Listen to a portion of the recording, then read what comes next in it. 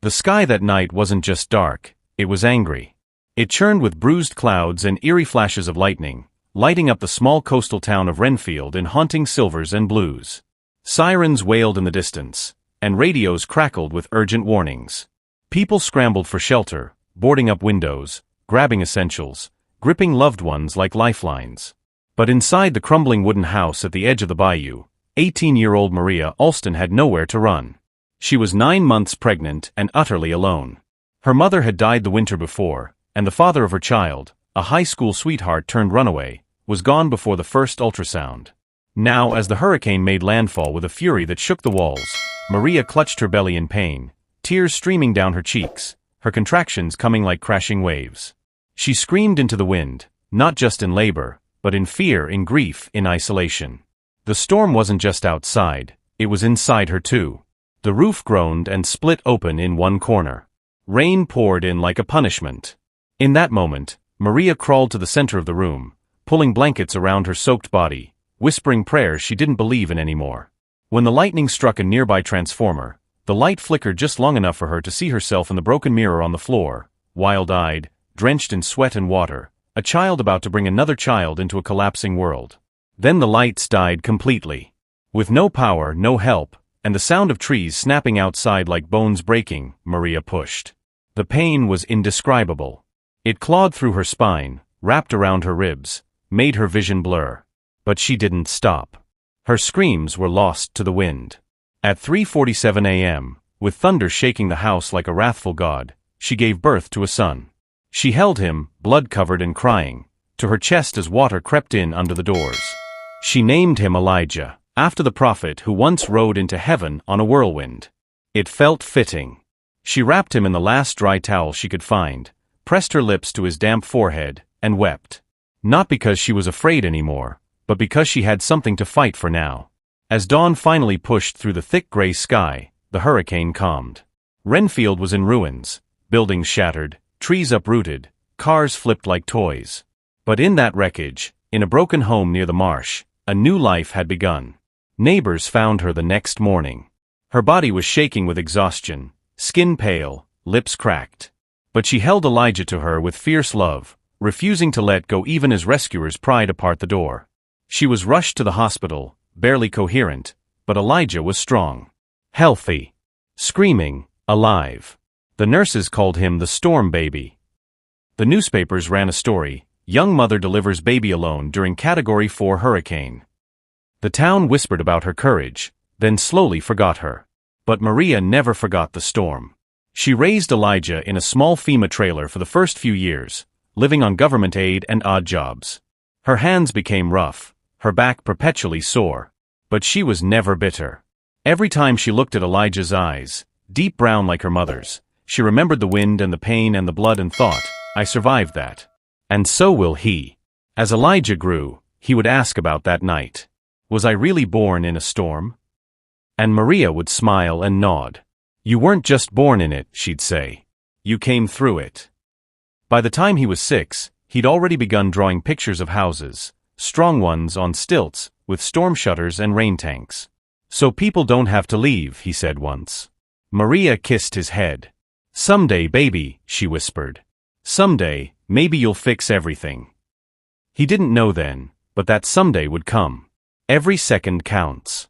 Like if it hit. Comment if you caught the clue. Subscribe if you're ready for more.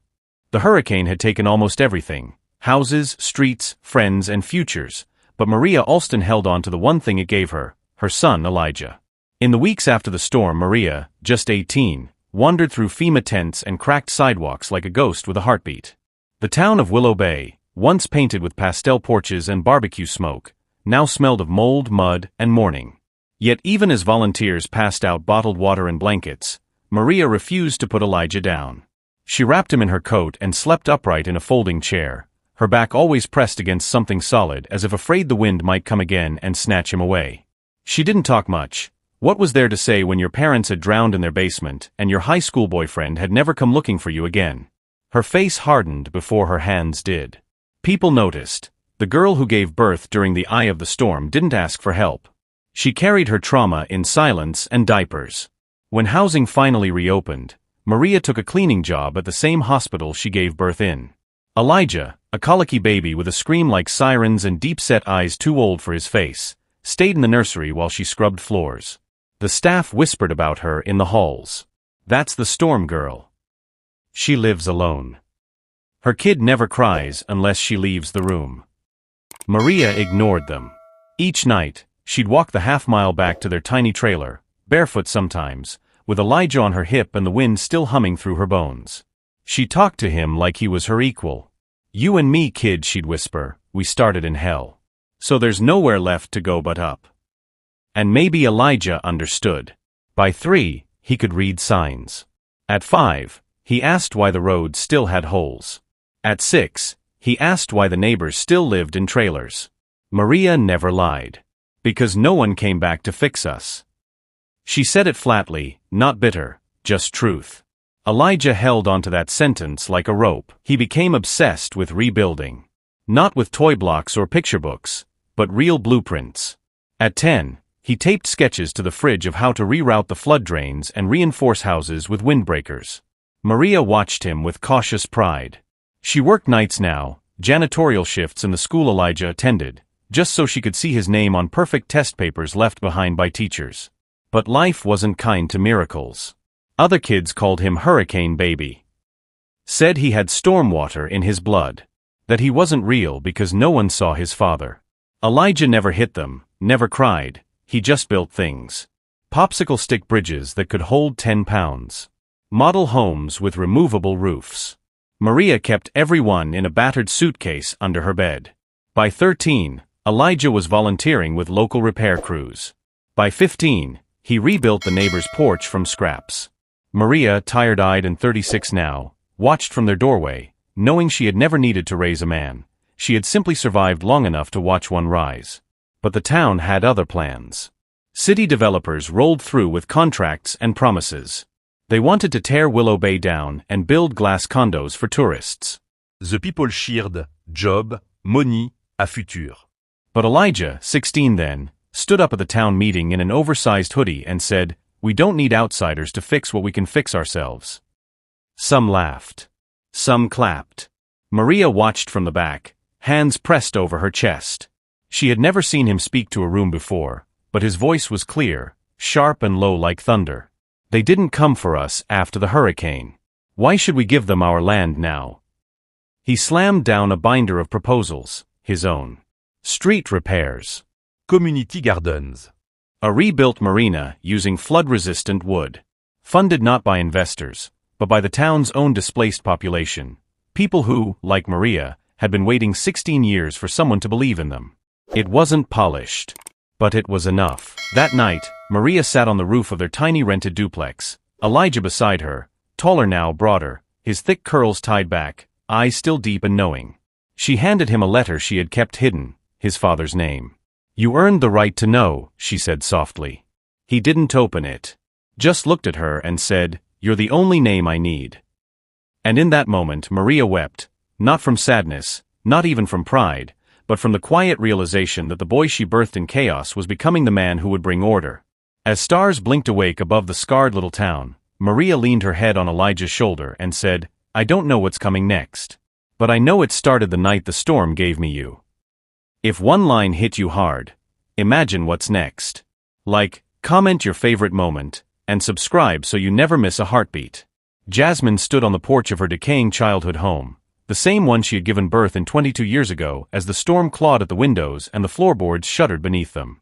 Her fingers brushed the warped wood of the doorframe, memories pressing in like ghosts, the thunder, the blood, the breathless panic. She had been a girl, 17, barefoot, in labor and alone while the hurricane screamed outside. Now she was older, 40, her once ebony hair streaked with silver strands she hadn't noticed creeping in. And standing behind her was Isaiah, tall, composed, and too quiet. He'd returned to this battered town not for comfort but for purpose. After 2 decades apart, raised by Jasmine's cousin in another state, Isaiah had grown into a man who studied architectural engineering, and now he'd been awarded a government grant to help restore hurricane-ravaged communities. But what Jasmine didn't know, what he had never said aloud, was that this town wasn't just his first project. It was the answer to a question that had haunted him his entire life. Why had she left him behind? You don't have to fix this place, she said over her shoulder. Her voice cracked like the paint on the walls. It's cursed, Isaiah. We lost everything here. Isaiah didn't reply at first. He stepped past her and into the house, the floor groaning under his weight. It was like watching the past walk into itself. Jasmine watched him walk into the living room, where the fireplace still bore the faint soot stains from the night she delivered him with shaking hands, blood pooling on her grandmother's rug. You know I found the records, Isaiah finally said. Of the hurricane. Of the hospital. And then of me. Jasmine's stomach knotted. She hadn't expected him to come back with this. She expected blueprints, tools, not questions. She looked at him, really looked. His eyes were hers, that same ember brown flecked with green, but his jawline was sharp, chiseled like the corners of old churches. He was a man, but he was still the boy she had rocked to sleep for a few days before the system took him. I didn't want to give you up, she whispered, a tremble in her lips. I was bleeding out, the house was falling apart, I was 17. And I swore if I survived, I'd make sure you had a chance at something more than this wreck. Isaiah briscoed. All those years he'd thought she abandoned him. But now, in the broken light of the living room where the roof sagged and vines grew through the walls, he saw something else. A girl who had faced death with a newborn in her arms, who had screamed louder than the storm to bring him into the world. And something cracked open in him. He didn't hug her, not yet, but he looked at her with eyes no longer filled with accusation, but awe. I'm not here just to rebuild this town, he said. I'm here to understand where I come from. I'm here to build something that should have never been broken in the first place. Jasmine couldn't speak. She nodded, tears clinging to her lashes. Boarded windows, collapsed porches, roads that twisted like broken bones. But there was movement now. Isaiah had hired workers, teams of young volunteers who believed in restoration, in healing places the world had forgotten. In town hall, he'd pitched his vision: community gardens, solar grids, a rebuilt school, and housing designed to withstand the next disaster. Jasmine watched him speak at the town council, the baby she once swaddled now commanding a room full of architects, contractors, and skeptical residents. But in the corners of his speeches were always glances toward her, subtle, cautious, but searching for approval. One night, Jasmine wandered to the library ruins, the same place she once hid in during the hurricane when her water broke. It was rubble now, moss-covered and roofless. But she stood there, imagining the cries of her infant echoing against those book-lined walls. Isaiah found her there, silently joining her under the stars. I was born here, he said softly. Right there, Jasmine replied, pointing to a cracked corner where a rain-warped shelf still stood. You almost didn't make it. I almost didn't, either. He didn't flinch. I did, he said.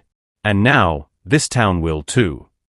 And in that moment, Jasmine realized this was never about just rebuilding a place. It was about mending time. Healing choices. Reconnecting threads that storms tried to rip apart. Her son wasn't just fixing walls. He was fixing legacy. The past hadn't drowned. It had waited, for him. For this. The smell of sawdust lingered in the early morning air as Isaiah Carter stood on a rooftop, surveying the skeletal frame of the new community center rising from the heart of Windmere. The same soil that once swallowed homes and buried memories beneath mud and debris was now being reshaped by his hands, his vision. His forearms, browned and strong from months of labor, flexed as he lifted the beam into place. Beneath the hard hat and dust-covered boots stood a man who had once been a storm-born infant, swaddled in trauma. Now, he was rewriting the town's history. The town had always murmured about the hurricane baby, never knowing his name, never thinking he'd return. Now there were whispers again, but this time they were rooted in admiration. Mayor Langston, a grizzled man in his 60s with wiry gray hair and a voice like gravel, watched Isaiah with a squint and said to a reporter, "That boy? He's doing what we all gave up on." As Isaiah hammered the last nail, his phone buzzed. Jasmine. She rarely called during the day, respecting his work.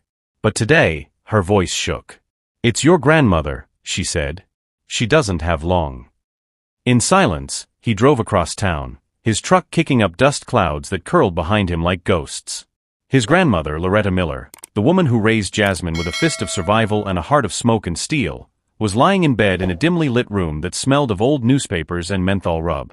Her skin was paper-thin, her lips cracked, but her eyes, those deep almond-shaped eyes, locked onto Isaiah's with clarity. "You got your mother's fire," she rasped, voice like dried leaves. "But your own wind too." She motioned him close. "Don't just build buildings, baby. Build people." Rebuild hearts. When she closed her eyes that final time, Isaiah didn't cry.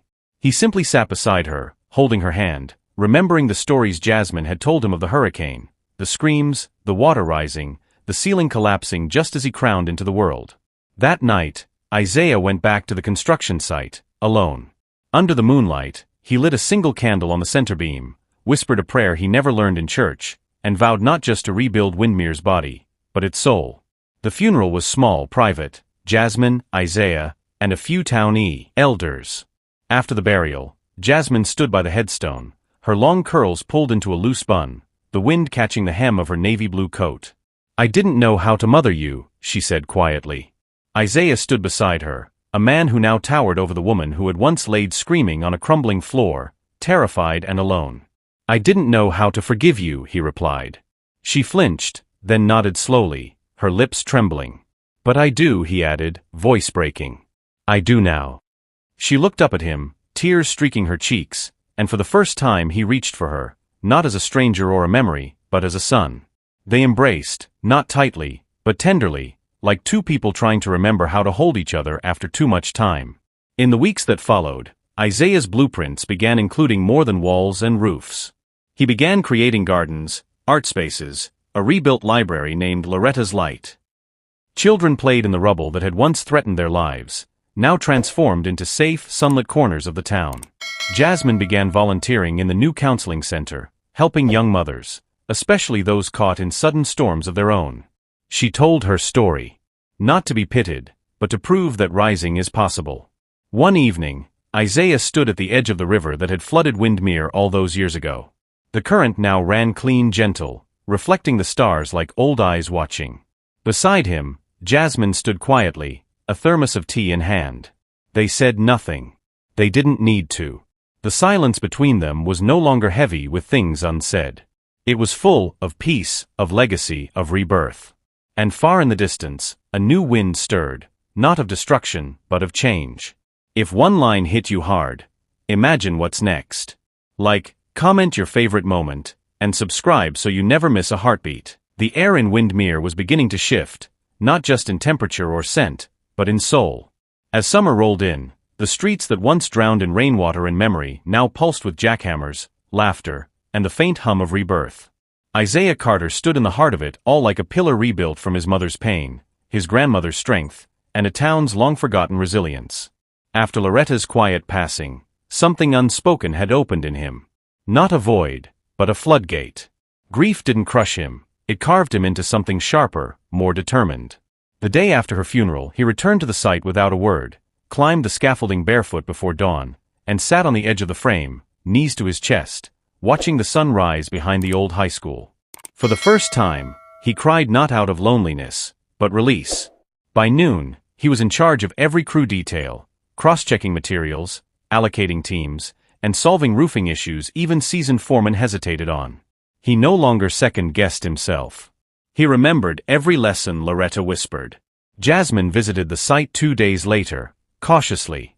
She brought Isaiah sweet tea and sunflower seeds, his childhood favorites. At first, he didn't say much. Just nodded. But when she turned to go, he said without looking at her, "She forgave you long before I did. I think that means something." Jasmine's eyes welled. She didn't respond, but she sat on the back of his truck, sipping the tea with him under the scaffolding's shadow until the cicadas came out. Slowly, painfully, they stitched their conversations back together. One story, one apology, one meal at a time. Windmere noticed. Not just the buildings going up, but the man behind them. Reporters started calling. A local newspaper ran a front-page feature, Born in a Storm, Rebuilding in the Calm, the Isaiah Carter story. He didn't care for the spotlight, but he understood the power of symbolism. Every time a little boy on a bike shouted, "Mr. Carter," or an elderly couple dropped off muffins for the crew, he knew this was bigger than nails and beams. He hosted town meetings under half-finished roofs, where he let people vote on paint colors and playground shapes. He taught local teens how to use drills and tile walls. When a reporter asked, "What drives you to stay?" he looked into the camera and answered plainly, "I was born here. My mom almost died giving me life. My grandma gave me everything. I don't want to run from the storm, I want to give it a name and build something better out of it." But rebuilding Windermere wasn't just about homes and rec centers. It was about restoring memory. One weekend, Isaiah unearthed a rusted iron bell while clearing debris behind the old church. Instead of tossing it, he spent hours cleaning it, then hung it at the new town hall's entrance. "Let's hear Windermere ring again," he said, and every Saturday, he let a new resident ring it once. Some cried. Some laughed. But everyone felt it. A sound that said, "We're still here." Jasmine, too, found her way back into the community. She began volunteering at a women's shelter, eventually sharing her story, not the polished version, but the raw one, about being 17, barefoot in a collapsing hospital, holding Isaiah with shaking hands while wind ripped the roof apart. Her vulnerability didn't repel people, it drew them closer. Mothers hugged her. Young girls asked questions. And Isaiah, standing quietly in the back during one of her talks, saw her not as the woman who left, but the woman still trying to come home. One evening, Isaiah stood before the crowd at the ribbon cutting for the new Windermere Community Haven, a sleek, sunlit space with classrooms, shelters, gardens, and a mural of Loretta smiling at the entrance. The mayor handed him oversized scissors. Cameras flashed. Isaiah hesitated for a second, then called Jasmine up beside him. He handed her the scissors. "You started this story," he said. Let's finish it together. As the ribbon fluttered to the ground, applause rose like thunder, but this time, it wasn't destructive. It was healing.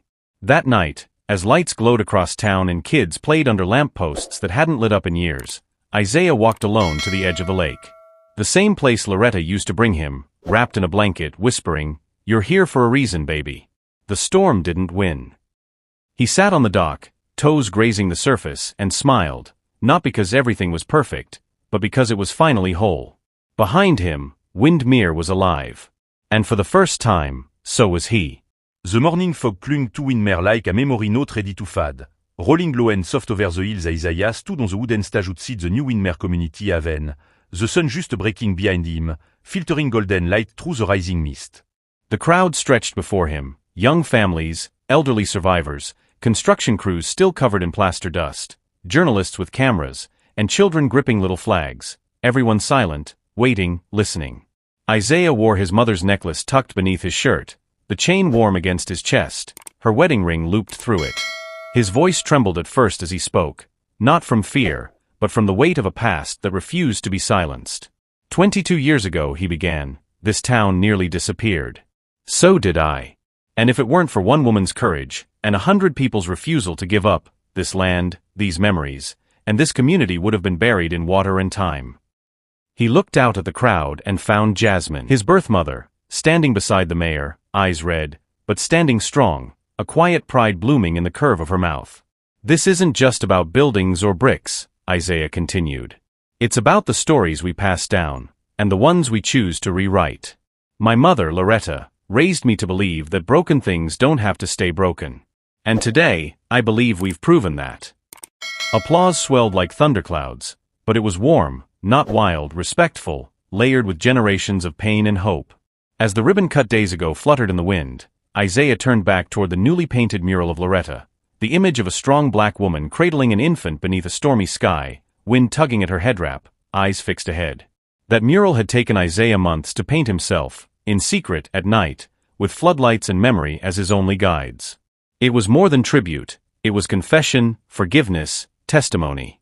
That night, Isaiah found himself back at the lake, the very one where Jasmine had once tried to end it all, now peaceful, moon-dusted, reflecting stars like glass. He sat barefoot at the dock, beside Jasmine, who had joined him silently, handing him a thermos of peppermint tea, Loretta's favorite. They sipped in silence, and after a long moment, Jasmine spoke first, her voice softer than the wind. "I didn't know what to do with a storm like you, Isaiah." He chuckled, not unkindly. You gave me the wind. Mom gave me the wings. And with that, they sat together, not trying to fix the past but learning to breathe inside it. Weeks passed. The church bell now rang every morning at 8 a.m., echoing over the hills, calling people to community breakfasts, town meetings, and rebuilding efforts. Isaiah started a youth program for storm survivors, mentoring, trades, storytelling. One afternoon, while cleaning out an old barn, he uncovered a box of journals. His mother's, pages stained but legible, filled with dreams, sketches of buildings, and recipes. He read every page like scripture. He used her sketches to build Windermere's first public library, naming it the Loretta Wells Learning Center. At the opening ceremony, a little girl barely 5 stood beside Isaiah, pulled on his sleeve and said, "My mama said you're the man who fixed our town. Is that true?" He knelt to her eye level and replied, "No, sweet girl. This town fixed me."